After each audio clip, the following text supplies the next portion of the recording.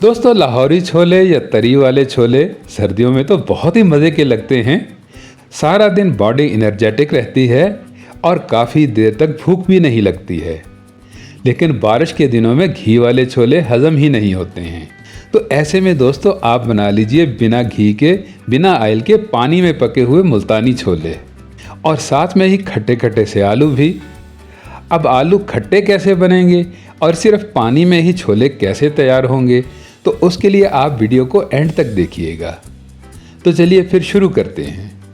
बिस्मिल्लाहिर्रहमानिर्रहीम। अस्सलामुअलैकुम।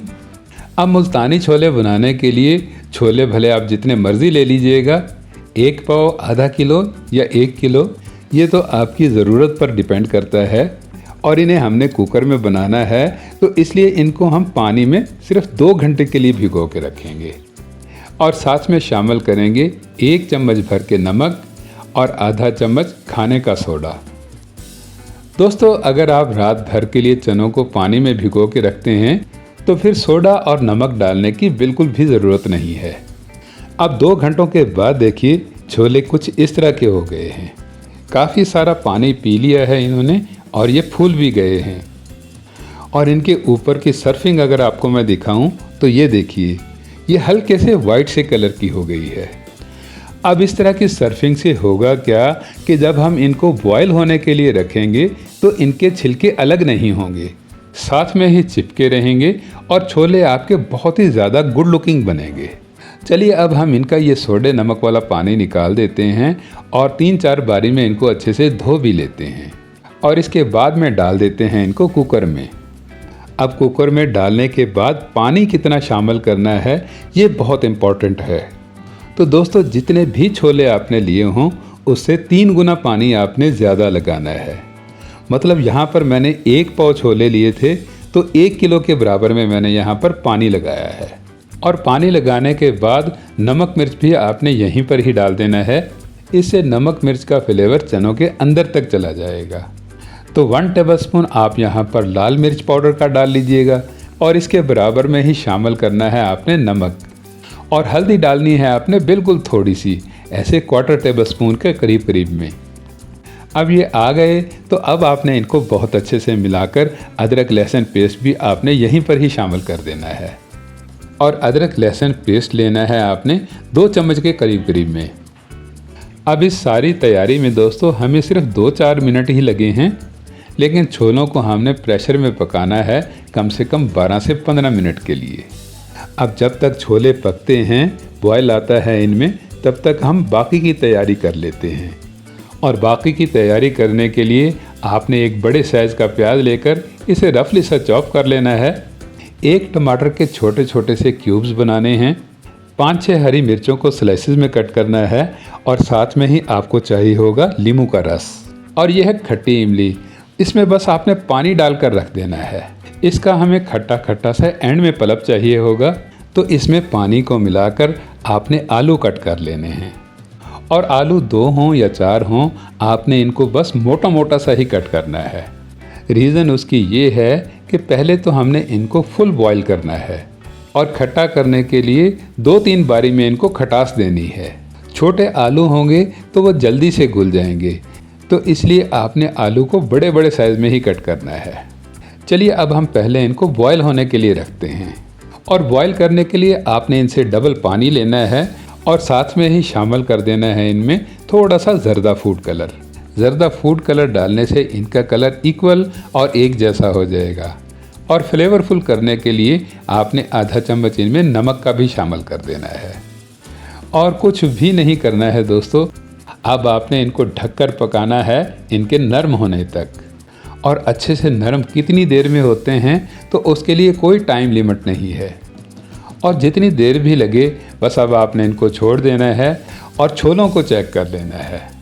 और छोलों को चेक करने के लिए जब आप अनकवर करके देखेंगे तो छोले आपके परफेक्टली तैयार हो चुके होंगे। लेकिन फिर भी आपने चेक ज़रूर कर लेना है। छोले आपके इस तरह से मक्खन की तरह से नरम होने चाहिए। और 15 मिनट तक कुक होने के बाद भी दोस्तों आप देख सकते हैं कि छोलों के ऊपर से छिलका बिल्कुल नहीं उतरा है। अब ये पानी की तरह से पतले पतले से हैं, तो चलिए अब इनको हम गाढ़ा करते हैं। और गाढ़ा करने के लिए आपको चाहिए होगा कॉर्नफ्लावर। और कॉर्नफ्लावर के 2 चम्मच लेकर इनको हमने थोड़े से पानी के साथ में मिलाना है और बहुत अच्छे से मिलाकर मिक्स करके सीधा ही हमने डाल देना है इसको कुकर में। और डालने के बाद दोस्तों टाइम बिल्कुल भी नहीं देना है, साथ में ही इसको बहुत अच्छे से स्टर करना है, बहुत अच्छे से चम्मच को हिलाना है। कॉर्नफ्लावर ने चने के पानी को गाढ़ा करना है, तो इसलिए अगर हमने फटाफट से इसको स्टर ना किया तो ये एक ही जगह पर घिपा सा बना देगा। लेकिन बराबर स्टर करने से, मिलाने से ये कुछ इस तरह का रिजल्ट आ जाएगा। छोलों का पानी काफ़ी सारा थिक हो जाएगा और गाढ़ा गाढ़ा सा बन जाएगा। चलिए अब हम इनको ज़्यादा खुशबूदार और बहुत ज़्यादा टेस्टी बनाते हैं। तो उसके लिए पहले आपने फ्लेम को बिल्कुल लो फ्लेम पर कर देना है और फिर डालना है आपने इसमें 1 चम्मच भर के धनिया पाउडर, आधा चम्मच भुना कुटा ज़ीरा और 1/4 टेबल स्पून काली मिर्च पाउडर। और एंड पे लेना है आपने गरम मसाला पाउडर, और गरम मसाला पाउडर भी आप 1/4 टेबल स्पून ही डाल लीजिएगा। अब ये पाउडर फार्म के मसाले हैं, तो एक तो आपने इनकी क्वांटिटी यही रखनी है, ज़्यादा बिल्कुल भी नहीं डालनी है दोस्तों, नहीं तो चने आपके डार्क कलर में बनेंगे। और इसके बाद में आएंगी स्लाइसी शेप में कट की हुई हरी मिर्चें, तो आधी तो आप यहीं पर ही डाल लीजिएगा और बाकी की आधी को आप बचा लीजिएगा सर्विंग के लिए। और ऐसे ही आपने यहाँ पर शामिल करना है फ्रेशली सा हरा हरा धनिया, और रफली से चॉप किए हुए प्याज भी आपने आधी मिकदार में ही डालने हैं।